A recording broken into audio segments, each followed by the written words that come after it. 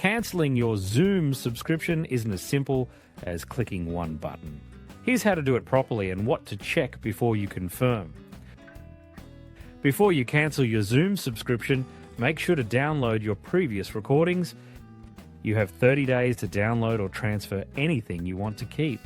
On day 31, Zoom permanently deletes all cloud recordings with no recovery option. Next is to check your calendar for any meetings or webinars you've already scheduled. Your paid features stay active until the end of your current billing period, so existing meetings won't be affected right away. Now let's move on to cancelling your subscription. Go back to the Zoom web portal dashboard and click Manage Plan.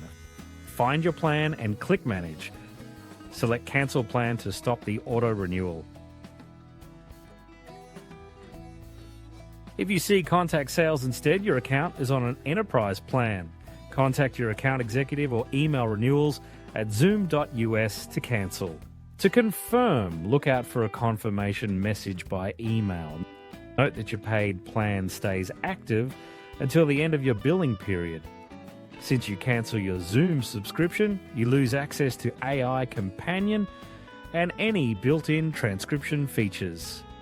Tactiq replaces all of that for free, and it works whether you're on Zoom, Google Meet, or Microsoft Teams. Tactiq doesn't require a paid plan to function. It runs directly in your Chrome browser as an extension. It captures everything quietly in the background while you stay focused on the conversation. It also has a built-in AI that helps you generate key points, follow-up questions, and suggestions. Visit tactic.io to learn more, and don't forget to subscribe for more Zoom meeting tips.